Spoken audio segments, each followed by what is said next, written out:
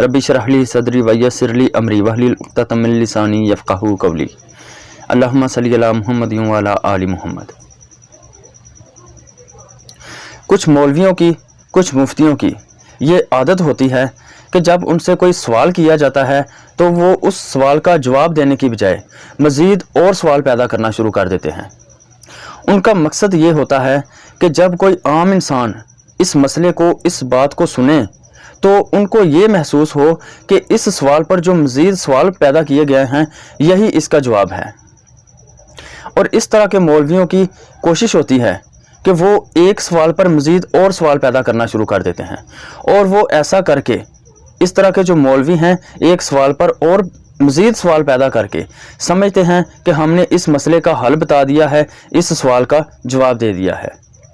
लेकिन ऐसा नहीं होता। बाशऊर और पढ़े लिखे लोगों में ऐसा नहीं होता।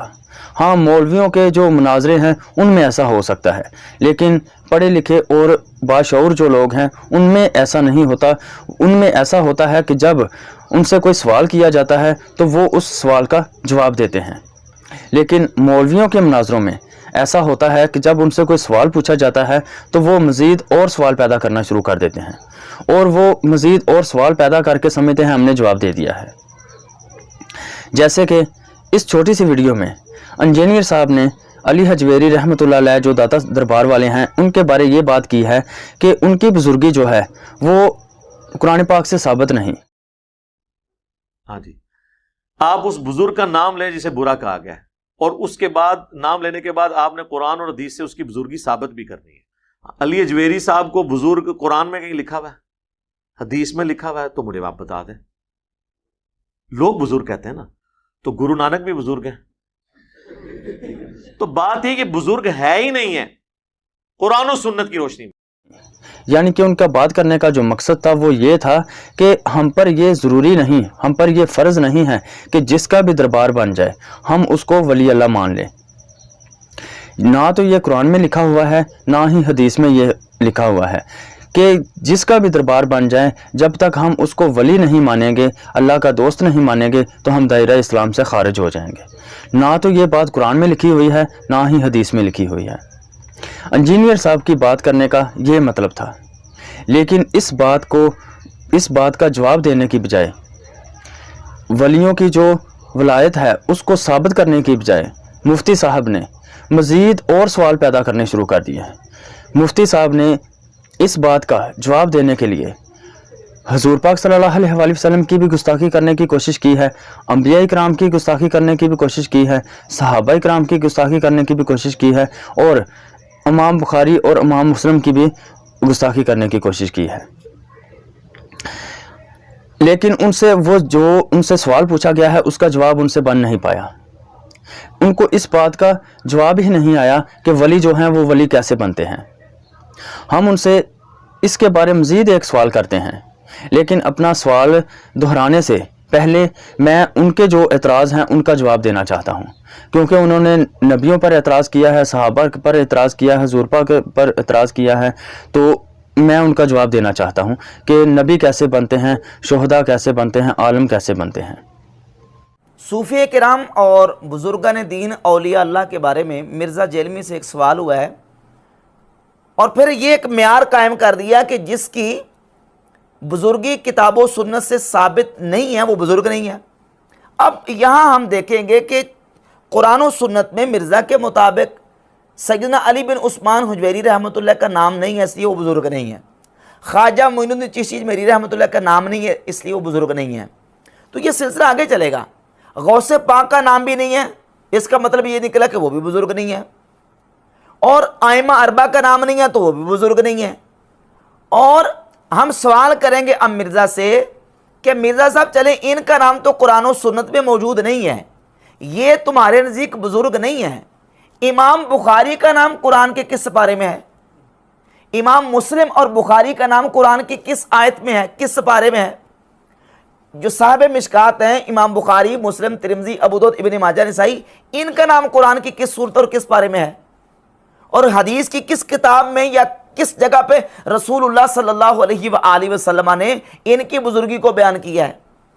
और फिर इससे ऊपर चले जाएं, बहुत सारे ऐसे تابعین تبع تابعین ہیں، ان کا نام باقاعدہ قرآن و سنت میں موجود نہیں ہے۔ ائمہ اربعہ کا آپ نام قرآن و سنت میں، قرآن کی کس صورت میں امام ابو حنیفہ، امام مالک، امام شافعی، امام احمد بن حنبل کا نام ہے؟ تو کیا ان کی بزرگی کا انکار کر دیں؟ امام جعفر صادق رضی اللہ تعالیٰ عنہ، حضرت امام محمد باقر رضی اللہ تعالیٰ عنہ، امام موسیٰ کاظم، امام تقی، امام نقی، ان کا نام قرآن و حدیث میں موجود نہیں ہے۔ امام زین العابدین کا نام قرآن و حدیث میں موجود نہیں ہے، تو کیا نعوذ باللہ ان کی بزرگی کا انکار کر دیں گے؟ سوال یہ پیدا ہوتا ہے کہ نبی پاک صلی اللہ علیہ وآلہ وسلم کے تقریباً 1.25 لاکھ کے قریب صحابہ کرام ہیں، اور ان 1.25 لاکھ صحابہ کے حالات ہمیں سارے کے سارے کے نہیں ملتے۔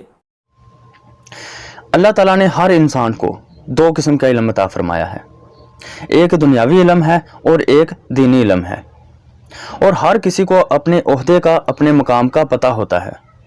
دنیاوی علم میں جب کوئی انسان ڈگری حاصل کرتا ہے تو اس کو پتہ چل جاتا ہے کہ وہ ڈاکٹر بن گیا ہے، انجینئر بن گیا ہے، الیکٹریشین بن گیا ہے یا مکینک بن گیا ہے۔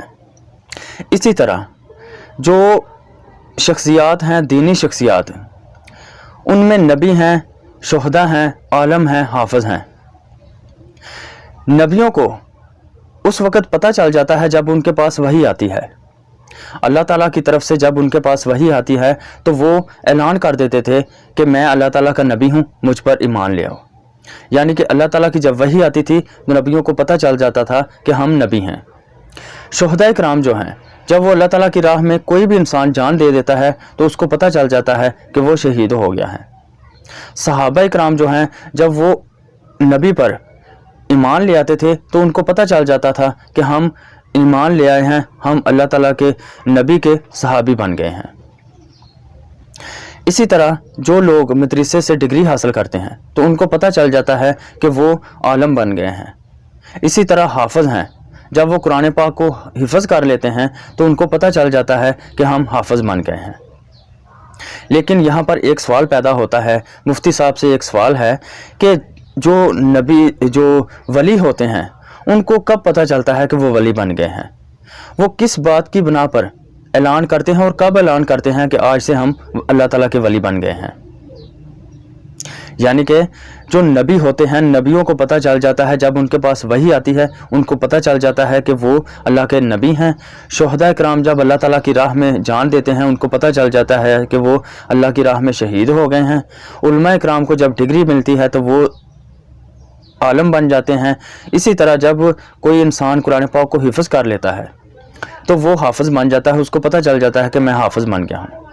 جن لوگوں کو یہ لوگ کہتے ہیں کہ یہ اللہ تعالیٰ کے ولی ہیں، ان لوگوں کو کب پتہ چلتا ہے کہ وہ اللہ تعالیٰ کے ولی بن گئے ہیں؟ یعنی کہ جو ولی اللہ ہوتا ہے، جن کو یہ ولی کہتے ہیں، ان کو کب پتہ چلتا ہے؟ یا کوئی بھی ولی اللہ ہوتا ہے، اس کو کب پتہ چلتا ہے کہ وہ اللہ تعالیٰ کا ولی بن گیا ہے؟ وہ کب اعلان کرتا ہے کہ میں آج سے اللہ تعالیٰ کا ولی بن گیا ہوں؟ وہ لوگوں کو کب بتاتا ہے کہ میں آج سے اللہ تعالیٰ کا ولی بن گیا ہوں؟ ولی کو کب پتہ چلتا ہے کہ وہ اللہ تعالیٰ کا ولی بن گیا ہے؟ یہ سوال ہے مفتی صاحب سے۔